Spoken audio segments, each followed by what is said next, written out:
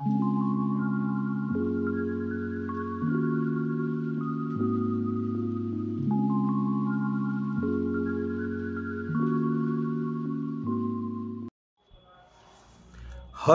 लड़की जब वो विवाह योग्य होती है यानी कि मैरिज के लायक होती है, तब अपने जीवन साथी के बारे में उसकी जिज्ञासा उत्पन्न होती है कि मेरा पति कैसा मिलेगा। और यह स्वाभाविक भी है इंसान प्रवृत्ति के अनुसार। आज का जो विषय है वो पति कैसा मिलेगा, इसके बारे में हम चर्चा करने जा रहे हैं। ज्योतिष एकाग्र चैनल में ओम प्रकाश शर्मा आप सभी का हार्दिक स्वागत, हार्दिक अभिनंदन करता है। आज का विषय पति कैसा मिलेगा, इसके बारे में मैं चर्चा करने जा रहा हूं।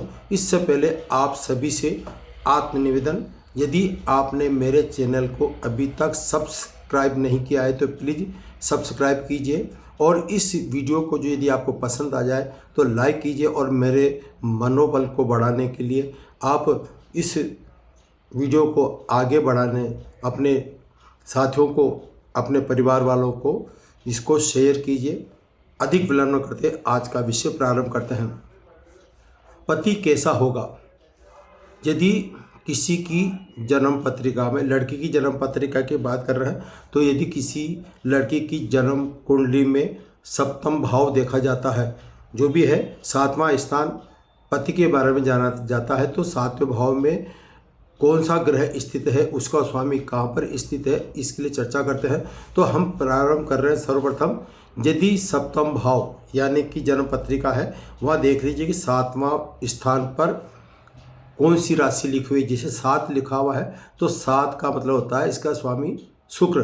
तो सप्तम भाव का स्वामी जो भी हो, सप्तम भाव का स्वामी यदि सप्तमें होकर लग्न में ही बैठ जाए, तब ऐसी स्थिति में जो जिस लड़की का विवाह होने जा रहा है उसका विवाह अपनी मन पसंद का होगा, यानी कि उसको पति जो मिलेगा वो अपनी पसंद का मिलेगा, यह तय है। और ठीक है, इसके विपरीत यदि किसी लड़की की जन्म कुंडली में सप्तम भाव का स्वामी कहीं पर भी स्थित हो, लेकिन राहु से पीड़ित हो जाए, जैसे मैंने अभी बताया था कि 7वें स्थान का स्वामी यदि लग्न स्थान पर यानी कि प्रथम स्थान पर स्थित हो, लेकिन राहु से पीड़ित हो, राहु या तो यहाँ पर स्थित हो या फिर राहु की 5वीं, 7वीं और 9वीं दृष्टि इस पर पड़ रही हो, किसी भी प्रकार से दूषित हो, तो ऐसे में ऐसे जातिका को जो उसका पति मिलता है वो गलत खान पान वाला मिलता है, तामसिक भोजन करने वाला मिलता है, जहाँ तक कि वो जुआरी और शराबी हो सकता है। इसलिए थोड़ा सावधानी बरतें। तीसरे नंबर पर आता है यदि सप्तम भाव का स्वामी नीच राशि में स्थित हो। जैसे यहाँ पर 7वें स्थान पर मान लीजिए 1 लिखा हुआ है, तो 1 का मतलब होता है मेष राशि।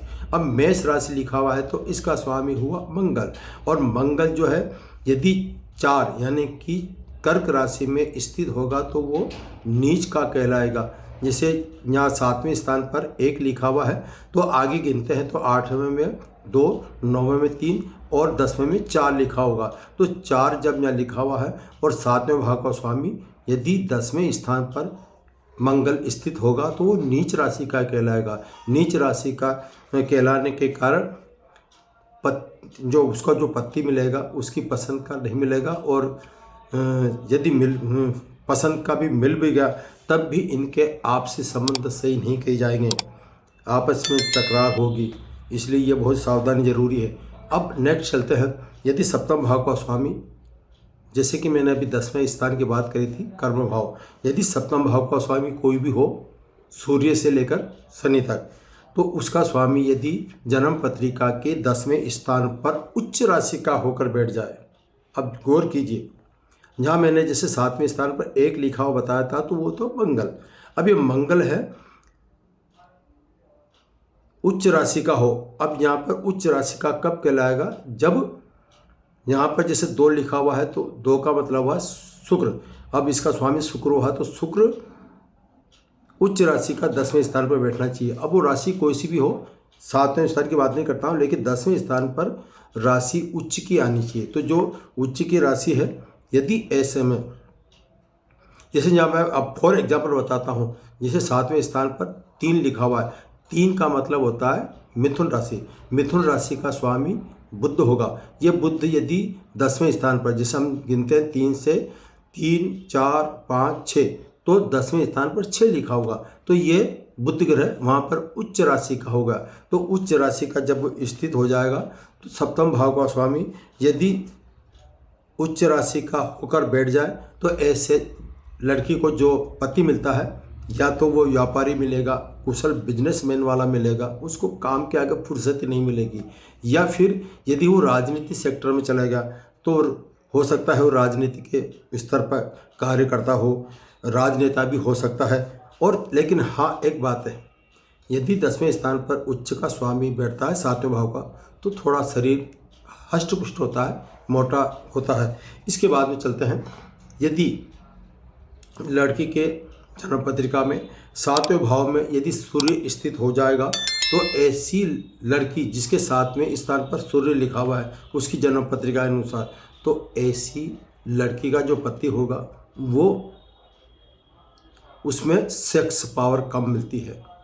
इसलिए इसमें भी थोड़ा सावधानी जरूरी है कि किस तरह से हमें कुंडली मिलान करना चाहिए, तो सेक्स पावर की थोड़ी कमी आ सकती है। अब आता है, यदि सप्तम भाव का स्वामी 8वें स्थान पर स्थित हो जाए, तो ऐसे में ऐसी लड़की का विवाह थोड़ा देर से होता है, और सामान्य रूप से जो उसका पति मिलता है हो सकता है वो रंग रूप में सही नहीं हो। इसलिए इसमें ये सावधानी जरूर है कि जब भी बात करें तो कुंडली मिलान पर विशेष ध्यान दें।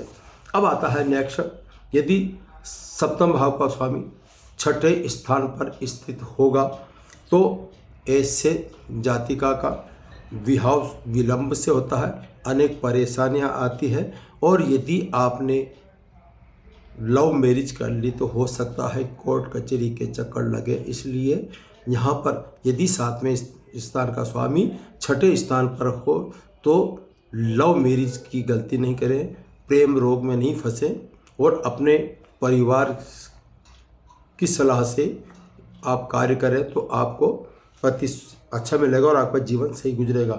अब आता है सप्तम भाव का स्वामी, साथ में पंचम भाव का स्वामी, साथ में लग्न भाव का स्वामी। 3 स्थान बताए मैंने आपके, लग्न भाव का स्वामी, 5वें स्थान का स्वामी और 7वें स्थान का स्वामी। 3 ग्रह यदि आपस में संपर्क बनाए, संबंध बनाए या युति बनाए किसी भी तरह से, तो ऐसे में ऐसी जाति का, ऐसी लड़की का अपनी मन पसंद का विवाह होता है और उसकी लव मैरिज जरूर होती है।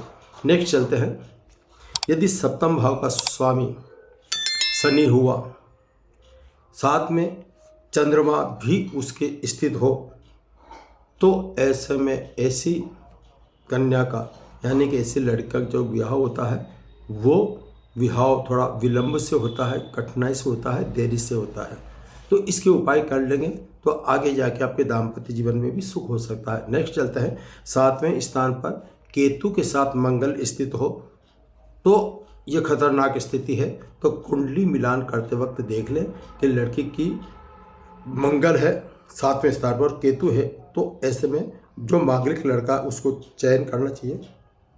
साथ में वाणीगण संस्कार के समय इसका उपाय कर लेना चाहिए। यदि आप उपाय नहीं करते हैं तो ऐसे में केतु के साथ मंगल ये आगे जाकर दाम्पत्य जीवन को दुखी कर सकता है, यहाँ तक कि तलाक की नौबत तक आ सकती है। नेक्स्ट चलते हैं, सप्तम भाव पर यदि शनि की दृष्टि हो, यहाँ पर मंगल स्थित हो या फिर मंगल की भी इस पर दृष्टि पड़ जाए, तो ऐसे में ऐसे जातिका का जो विवाह होता है, एक तो मनपसंद का नहीं होता है, परिवार से थोपा हुआ होता है, जबरदस्ती उसका विवाह किया जाता है और विवाह के उपरांत भी उसके दाम्पत्य जीवन में बाधाएं आती है। तो मैंने आपके जो सब्जेक्ट लिया था वो ये था कि पति कैसा मिलेगा, ये इसके बारे में चर्चा करी। और इसके अलावा यदि कोई बाधा आती है, कोई परेशानी आती है, तो आप जो हमारा जो नंबर दे रखा है उस नंबर पर आप हमसे संपर्क कर सकते हैं। संपर्क करें। हाँ, एक बात ध्यान रखें, कभी भी भूलकर निःशुल्क सेवा से बचें। हमारी निर्धारित जो दक्षिणा होती है वो दक्षिणा आपको पे करनी होगी। आपकी कुंडली मिलान किया जा सकता है और आपको मनपसंद विवाह के लिए हम थोड़ा आपका सहयोग कर सकते हैं। आज का विषय सिर्फ इतना ही। सभी को जय श्री कृष्णा। फिर मिलेंगे नए सब्जेक्ट और नए विषय के साथ।